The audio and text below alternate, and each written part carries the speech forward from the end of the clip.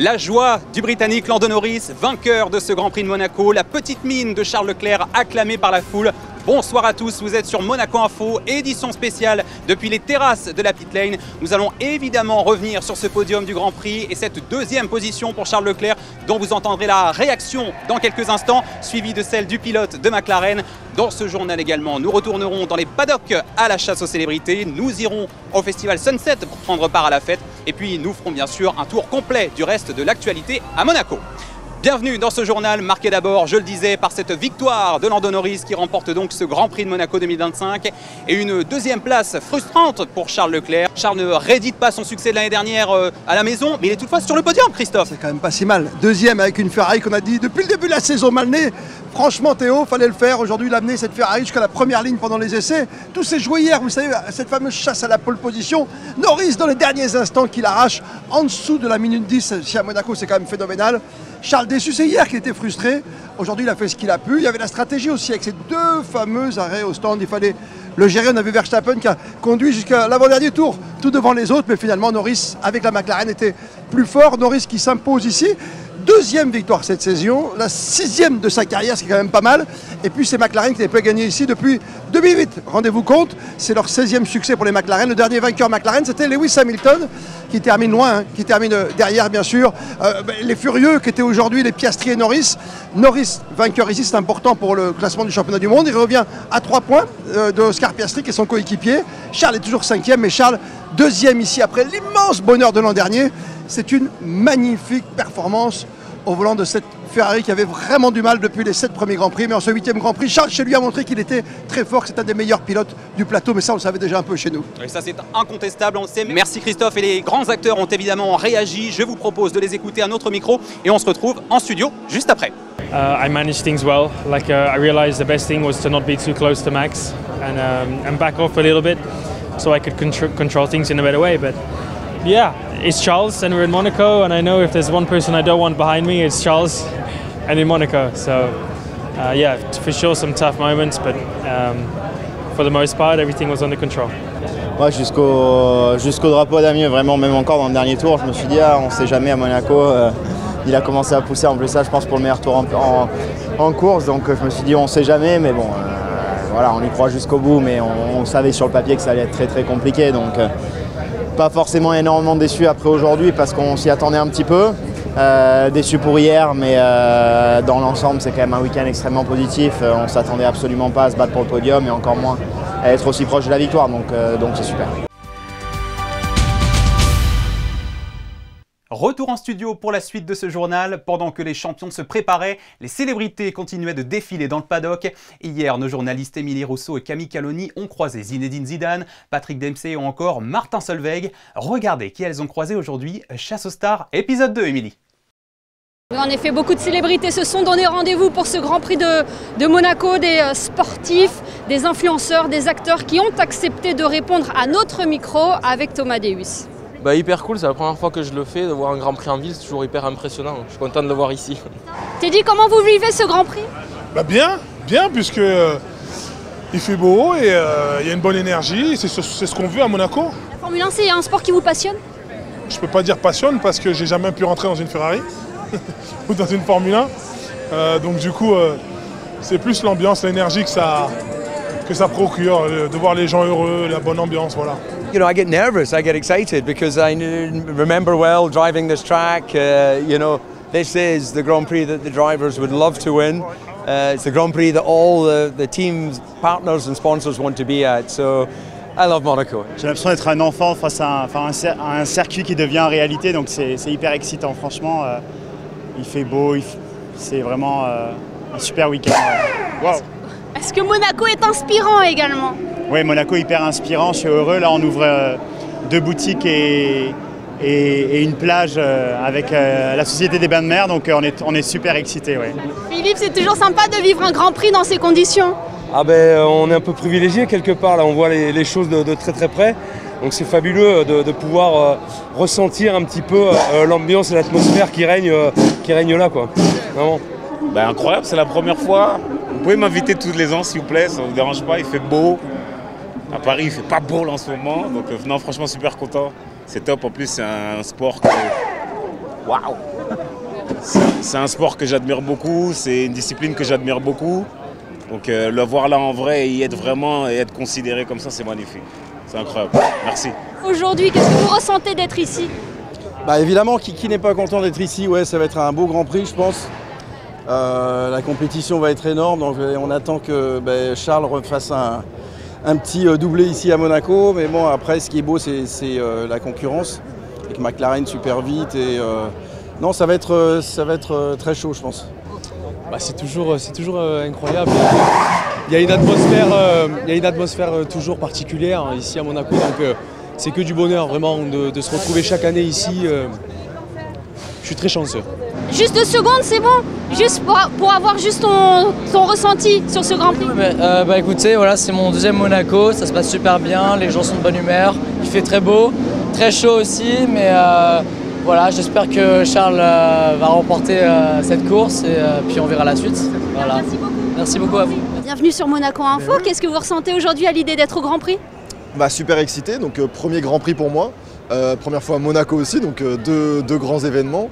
C'est incroyable, il y a une énergie folle, beaucoup de gens, là on est sur la piste, on voit il y a une effervescence, ça fourmille avant la course, avant le départ.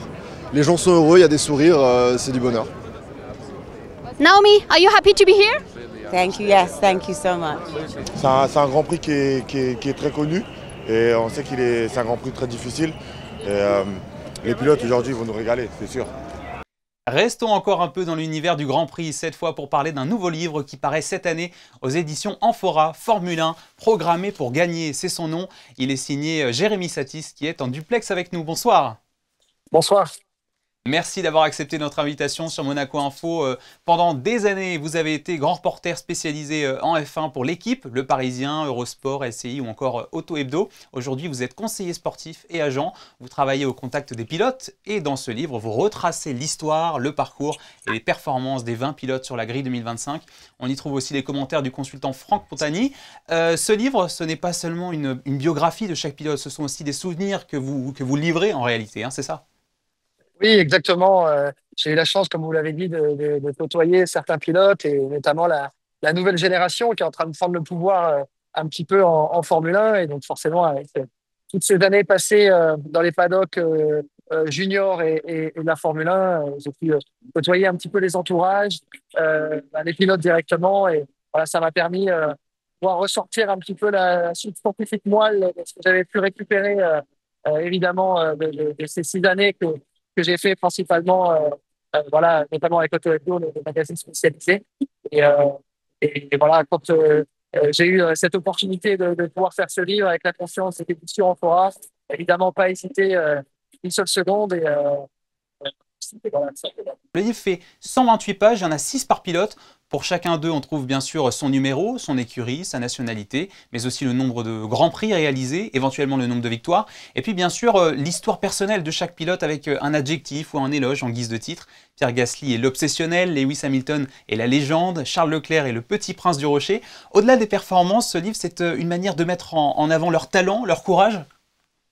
Oui, exactement. J'ai envie de dire le point commun de tous ces pilotes, c'est vraiment le fait qu'ils aient été programmés pour gagner. C'est vraiment le titre du livre, et c'est de s'intéresser à leur trajectoire, comment ils sont tombés un petit peu dans la fabuleuse marmite du sport automobile, comment ils ont fait pour arriver ensuite jusqu'en haut. On sait que c'est un milieu très convoité, mais il y a malheureusement peu d'élus.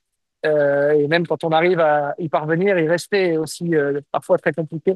Donc voilà, exactement, l'idée c'était de pouvoir mettre ça en valeur et de voir qu'ils sont 20 pilotes différents, ils font tous la même chose, mais ils ont eu 20 façons différentes d'arriver tout en haut, chacun leur histoire. Et c'est ce que je trouve aussi passionnant dans le fait de pouvoir raconter toutes ces histoires-là. Avec comme point commun qu'ils sont tous, ça a tous commencé dès le plus jeune âge en fait, hein. Oui, exactement. Ça commence très très tôt, en général, à 5-6 ans avec du karting. Et je me souviens, l'anecdote est racontée dans le livre, mais si on prend l'exemple de Carlos Sainz, par exemple, son papa, évidemment, a gagné le Dakar, a été champion du monde en rallye. Et une des premières choses qu'il a fait quand la maman est rentrée de la maternité, il a pris Carlos et il l'a mis dans sa voiture de course pour une pour une photo et la maman à ce moment-là a dit c'est à ce moment-là que j'ai su que j'avais déjà perdu. L'anecdote. Pour prendre des exemples, quel genre de secrets vous ont livré vos années passées à suivre les pilotes à leur côté et que l'on peut retrouver donc dans votre bouquin? Quels sont ces secrets? Quelques exemples. Moi, c'est surtout vraiment basé sur l'humain, les histoires humaines forcément et des questions de résultats, de comment ils ont gravi les échelons, mais c'est vraiment ce genre de choses qui sont, à mon sens, les plus intéressantes, de comprendre forcément les différents backgrounds qu'ils peuvent tous avoir. Voilà, il y en a qui naissent dans des familles aisées, d'autres un peu moins, et c'est de voir voilà, la détermination que peuvent avoir certains. Et moi, c'est vraiment ce qui m'a beaucoup plu, et de savoir un petit peu quels ont été les points compliqués aussi parfois, parce que la carrière d'un pilote est forcément toujours jalonnée de moments superbes, mais aussi de moments difficiles. C'est un sport qui peut être un petit peu ingrat parfois, parce que la place des facteurs et des éléments extérieurs est très très grande. Forcément, on a besoin d'une bonne voiture, on a besoin d'une bonne fiabilité, on a besoin de tout ça. Il faut évidemment être au rendez-vous ensuite en tant que pilote. Donc, moi, c'est toujours ce qui m'a un peu fasciné avec ce sport, et je suis ravi d'avoir pu avoir une image un petit peu globale de comment chacun gérait tout ça, donc, tout simplement. Le Français Isaac Adjar de Racing Bulls a préfacé le livre. Il écrit les phrases suivantes. « Lorsque j'ai posé mon premier pied dans un karting à l'âge de 6 ans, la Formule 1 me paraissait à des années-lumière. Pour le gamin que j'étais et qui regardait en boucle le dessin animé Cars, c'était un milieu inaccessible, le genre de rêve que l'on ose à peine s'autoriser. Alors forcément, avoir le privilège d'être sur la grille 15 ans plus tard procure un sentiment indescriptible. » C'est le message numéro 1 de ce livre à retenir, que tout est possible, même dans la catégorie reine du sport auto. C'est pas un rêve fermé, vous l'avez dit tout à l'heure. Oui, bien sûr, exactement. Ça a été le message d'Isaac quand je lui ai proposé de faire cette préface qu'il a gentiment accepté. Il m'a dit qu'il voulait vraiment insister évidemment là-dessus. C'était important aussi pour moi que ce soit Isaac qui signe cette préface, en tout cas qui au moins de lui proposer, parce que c'est un pilote que je connais depuis qu'il a 14 ans et demi. J'ai couvert ses premières courses, moi à l'époque, quand il était en Formule 4 France. J'ai pu voir toute son évolution. Et pour moi, il y a un petit côté symbolique quelque part aussi que ce soit lui qui puisse signer cette préface au moment où en plus il arrive en Formule 1. Donc un grand merci à lui. Et merci beaucoup à vous, Jérémy Satis, d'avoir été notre invité ce soir pour nous parler de votre livre qui vient donc de paraître aux éditions Amphora, Formule 1, programmé pour gagner au prix de 19,50 €. Je rappelle que vous êtes ancien grand reporter et aujourd'hui conseiller sportif. Merci beaucoup. Merci beaucoup. Dans notre journal d'hier, vous avez pu vivre la fête qui s'est emparée de la principauté à la nuit tombée. Ce soir, nous vous proposons un nouveau reportage consacré à cette ambiance dont on ne se lasse pas au Méridien Beach Plaza qui accueille depuis 12 ans maintenant le festival Sunset. Sarah Nkari et Camille Caloni. Pourquoi attendre la tombée de la nuit pour faire la fête? Dès la mi-journée, le Sunset accueille ses premiers clients et notamment au Casa Sunset, son restaurant éphémère situé entre piscine et mer et géré avec passion par la chef mexicaine Paola Segura. Ça va à la 41 s'il te plaît. Merci.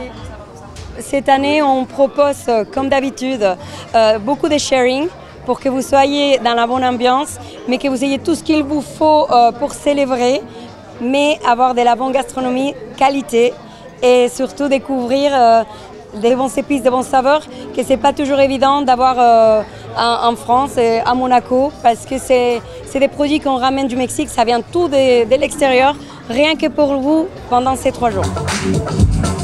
Côté des platines, la programmation musicale de cette édition se veut éclectique. Si le DJ londonien à succès Pausa a ouvert les festivités, d'autres talents locaux sont sur le devant de la scène durant ces 3 jours, comme les Parallèles ou le DJ Ramo. On veut faire danser les gens, c'est la fête, c'est le Grand Prix. L'idée c'est que tout le monde soit heureux, qu'on danse, et c'est ça l'essentiel. Né d'un simple rassemblement entre amis, cet événement est aujourd'hui un incontournable du calendrier monégasque, mais pas que. On aime dire que c'est du Made in Monaco, c'est une vraie marque qui est née à Monaco et qui aujourd'hui s'exporte. On a été à Abu Dhabi, on a été à Miami pour le premier Grand Prix de F1 il y a 4 ans, donc ça fait la 4e édition qu'on fait Sunset à Miami.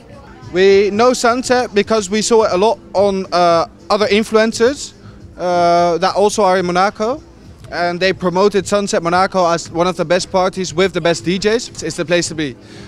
I've been in Cannes last week in film festival, but there's nothing like this weekend in Monaco. Comme chaque année, le clou du spectacle aura lieu dans le ciel. Un feu d'artifice viendra clôturer en beauté la beach party et par la même occasion ce week-end de Formule 1. Voilà pour ce large chapitre dédié au Grand Prix de Monaco, mais ce n'est pas tout à fait terminé. À 20h30, vous avez rendez-vous avec les experts pour décrypter cette journée exceptionnelle. Et puis plus tard encore, à 22h30, nous vous proposons une édition spéciale dans laquelle nous reviendrons sur les événements sportifs de cette fin de semaine, y compris sur l'issue de la finale historique de l'Euroleague à laquelle participe la Roca Team.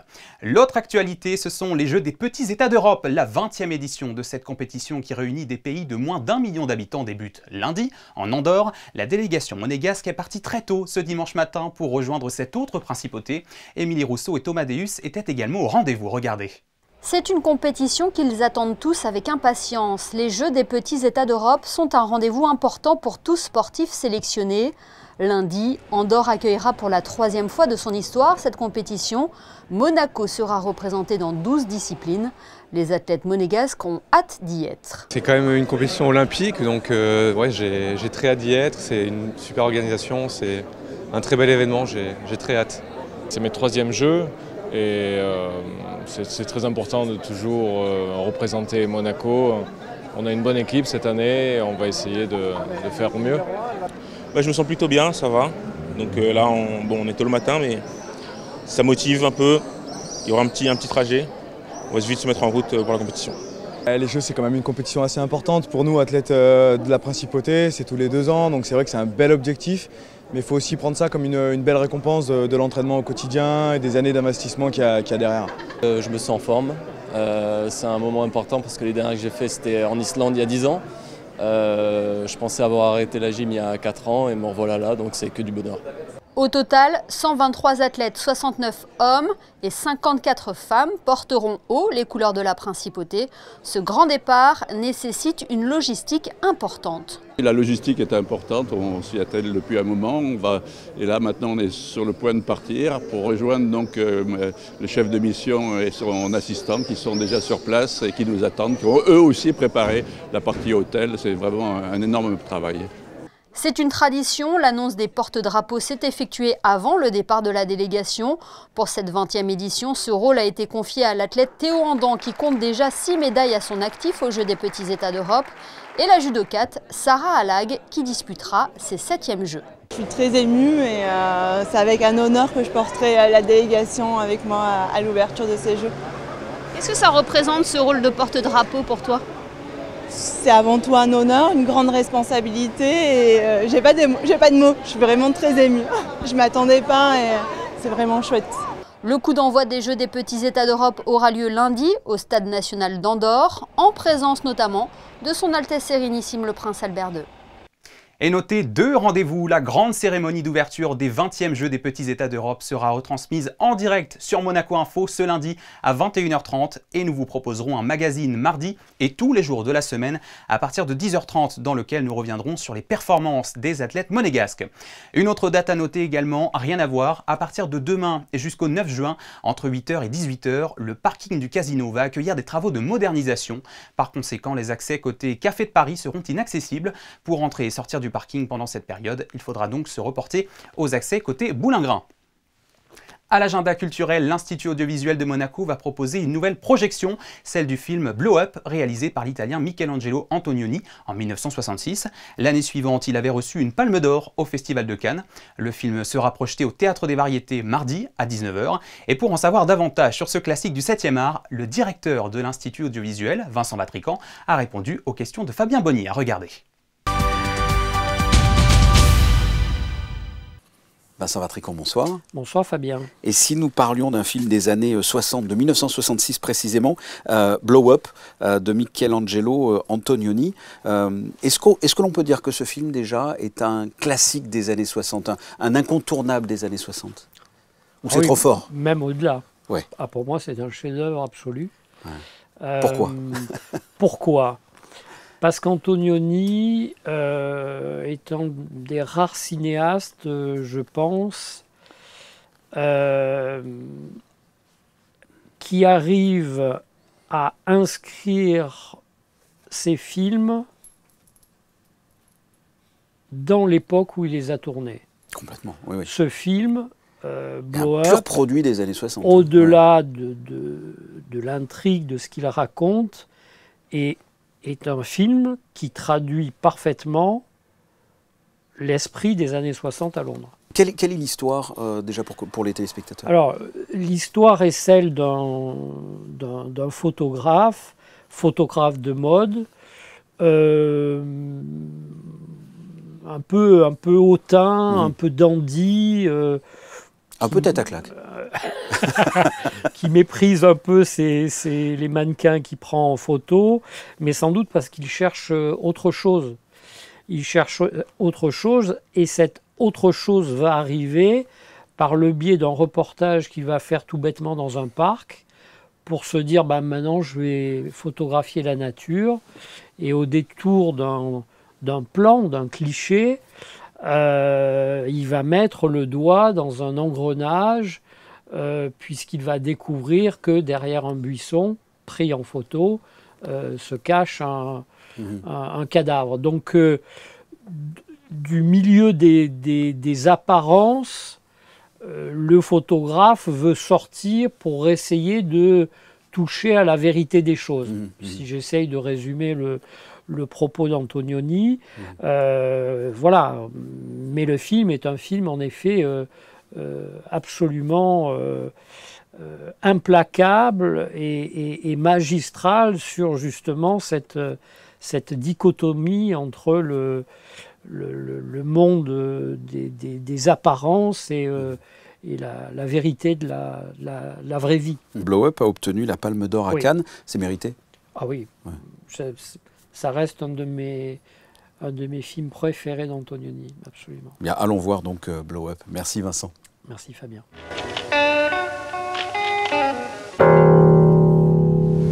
What's so important about my bloody pictures? That's my business.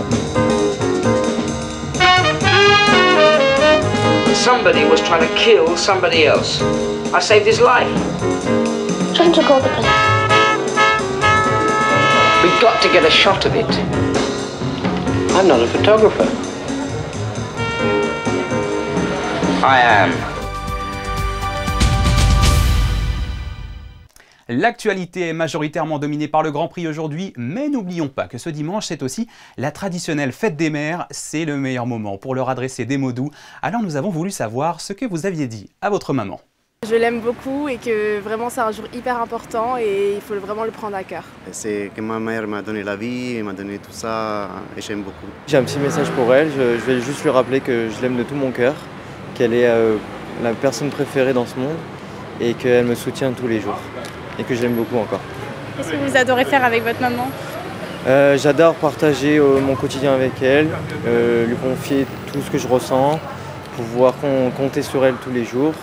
Et j'espère être heureux toute ma vie avec elle, parce que c'est la personne la plus importante à mes yeux. Vous avez la meilleure maman au monde? Je pense oui. Déjà la remercier pour tout ce qu'elle a fait pour moi depuis que j'étais petite et je suis vraiment reconnaissante pour ça. Et voilà, et cette journée spéciale, ce sera pour célébrer notre amour et tout ce qu'elle représente pour moi. Je voudrais juste lui dire que c'est une maman exceptionnelle et que j'aimerais être à la hauteur de la maman qu'elle a été pour moi. Elle vous a appris plein de choses, votre maman? Énormément, oui. Oui, et puis sa patience et sa gentillesse. Je voudrais la remercier pour tout ce qu'elle fait pour nous au quotidien, parce que j'ai un frère, et puis lui dire qu'on l'aime très fort, et qu'une maman, on n'en a qu'une, et c'est pour la vie, et donc voilà, qu'on la remercie, et puis qu'on l'aime fort. Merci d'être là pour moi tout le temps, puis de m'aider à avoir organisé ce voyage. Je serais arrivée avec pas grand-chose si elle ne m'avait pas aidée. Puis honnêtement, elle est extraordinaire tous les jours, tout ce qu'elle fait pour moi. Je suis vraiment contente. Mon Dieu, moi, si j'avais pas ma mère, je crois que ma vie serait pas très facile. Donc, je la remercie beaucoup pour ça. Je l'aime énormément, c'est ma personne préférée. Donc, vraiment, merci d'être ma mère. Et oui, merci maman et merci à vous de nous avoir suivis sur Monaco Info pendant ce week-end exceptionnel. N'oubliez pas qu'à 20h30, nos experts reviendront sur cette journée de Grand Prix ainsi qu'à 22h30 dans une édition spéciale également consacrée à l'issue de la finale historique de l'Euroleague avec la Roca Team.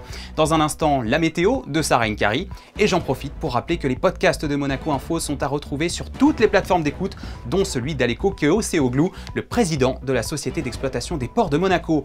Excellente soirée sur Monaco Info et à très vite.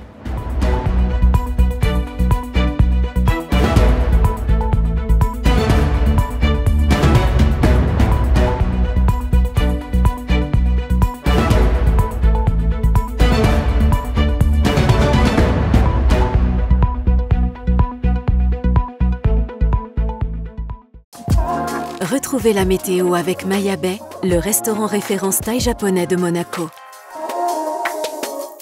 Bonsoir à tous, bonne nouvelle, le début de la semaine sera placé sous le signe de la douceur. Ce lundi 26 mai, nous profiterons d'un temps globalement ensoleillé avec quelques passages nuageux sans grandes conséquences. Les températures matinales avoisineront les 16 degrés et au fil de la journée, le thermomètre grimpera progressivement pour atteindre un agréable 22 degrés. À l'ombre en milieu d'après-midi.